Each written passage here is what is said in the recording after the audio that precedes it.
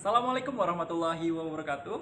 Perkenalkan, nama saya Rizky Dodi Herangga. Saya Vivi Davina dari Kenalkan, nama saya Visaka Devi, kelompok 6 TPKB dengan NIM 1807035959. Dari Teknologi Pulp dan Kertas, kelompok 6 dengan NIM 18070359963. Saya berasal dari program studi Teknologi Pulp dan Kertas angkatan 2018 dengan NIM 1807035949.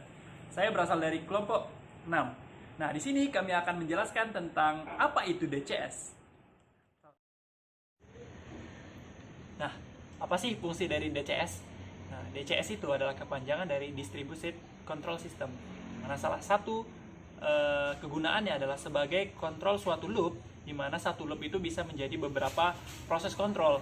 Nah, fungsi lain dari DCS adalah sebagai pengganti alat-alat kontrol manual atau auto yang terpisah-pisah menjadi satu kesatuan dan lebih mudah dalam proses pemeliharaan dan penggunaannya. Dan fungsi ketiga adalah sebagai sarana pengumpul data dan pengolahan data agar didapat suatu proses yang benar-benar kita inginkan. Teori dasar dari DCS ini merupakan sistem yang berfungsi mendistribusikan berbagai fungsi yang digunakan untuk mengendalikan berbagai variabel proses dan unit proses menjadi suatu pengendalian yang terpusat pada suatu control room dengan berbagai fungsi pengendalian monitoring dan optimasi. DCS adalah suatu sistem kontrol yang biasanya digunakan pada sistem manufacture atau proses di mana elemen controller tidak terpusat pada central system. Nah, sistem pusat tetapi tersebar di sistem dengan komponen subsistem di bawah kendali satu atau lebih perangkat kontrol. Keseluruhan sistem tersebut bisa dikelompokkan menjadi jaringan untuk monitoring dan komunikasi. Nah, yang kedua, pada sistem DCS, hasil pengukuran proses dan pengontrolan dimasukkan dalam suatu sistem kontrol processor unit atau CPU yang datanya bisa langsung dilihat operator untuk tindakan yang diperlukan pada satu loop bisa diatur langsung secara otomatis karena dalam komputer terdapat sistem pengolahan yang diperlukan oleh proses tersebut. Nah, setelah mendengarkan penjelasan mengenai arti dan fungsi DCS, di video bagian ini saya akan menjelaskan mengenai peralatan pada DCS dan juga penerapan DCS di pabrik. Nah, yang pertama yaitu peralatan pada DCS. Pada peralatan DCS terdapat 3 komponen, yaitu HIS, FCS, dan baterai. Yang pertama yaitu HIS atau Human Interface System, atau biasa disebut dengan operator station, yang digunakan untuk melakukan monitoring terpusat dari proses, mengirimkan informasi mengenai plan terkini kepada operator melalui graphical user interface sehingga para operator dapat melakukan proses produksi, maintenance, troubleshooting, pengendalian variabel proses, dan lain-lain. Nah, yang kedua yaitu field control station. Field control station ini mempunyai fungsi untuk mengendalikan variabel-variabel proses. Pada FCS ini memiliki beberapa komponen, yaitu CPU, power supply unit, VL-NEC coupler, modulus input dan output.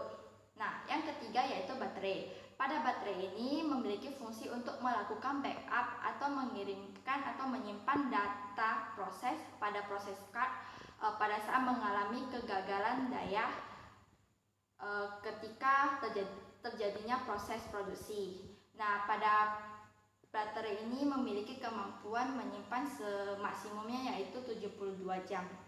Ini akan dijelaskan tentang penerapan DCS di pabrik. Secara umum, DCS menggunakan komputer sebagai alat pengontrol atau controller dan juga menggunakan proprietary interconnection dan protokol sebagai alat komunikasi.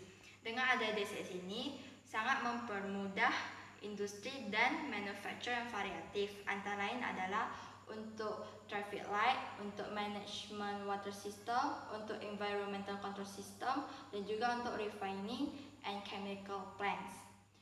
Dengan terciptanya sistem DCS ini tentu saja akan mempermudah para pekerja tanpa harus turun ke pabrik untuk mengontrol peralatan yang ada di lapangan. Dengan adanya sistem DCS ini tentu saja dapat meningkatkan kualitas dari produksi, meningkatkan efektivitas waktu, dan juga mengurangi terjadinya kecelakaan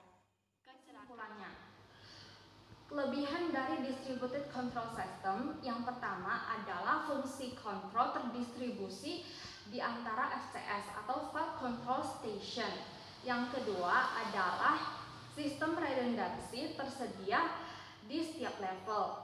Yang ketiga adalah modifikasi interlock lebih mudah dan fleksibel. Yang keempat, troubleshooting dan maintenance menjadi lebih mudah. Yang kelima, informasi mengenai variabel proses dapat ditampilkan sesuai dengan keinginan user. Adapun kekurangan dari distributed control system atau DCS yang pertama adalah memerlukan overhead yang cukup besar. Yang kedua adalah bukan sistem waktu yang nyata. Dan yang ketiga, telah diketahui celah keamanannya. Kesimpulan yang dapat kami sampaikan dalam percobaan distributed control system adalah distributed control system atau DCS adalah suatu sistem kontrol yang digunakan pada sistem manufaktur atau proses di mana elemen controller tidak lagi terpusat pada center system atau sistem pusat, tetapi tersebar di sistem dengan komponen subsystem di bawah kendali satu atau lebih perangkat kontrol. Distributed control system atau DCS berfungsi sebagai alat untuk melakukan sebuah loop control di mana suatu loop itu terdiri dari beberapa proses kontrol. Contoh peralatan dari DCS atau Distributed Control System adalah HIS atau Human Interface System, FCS atau File Control Station, dan baterai.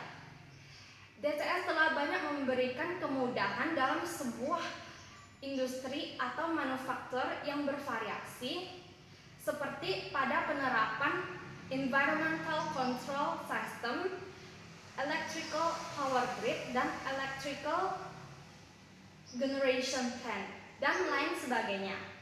Demikian informasi yang dapat kami sampaikan. Dari penjelasan yang dapat saya sampaikan mengenai peralatan yang terdapat pada DCS dan penerapan DCS di pabrik. Terima kasih. Dalam percobaan ini, terima kasih atas perhatiannya. Namaste. Terima kasih sudah menonton video ini. Saya yakin video yang kami sampaikan bisa bermanfaat buat kita semua.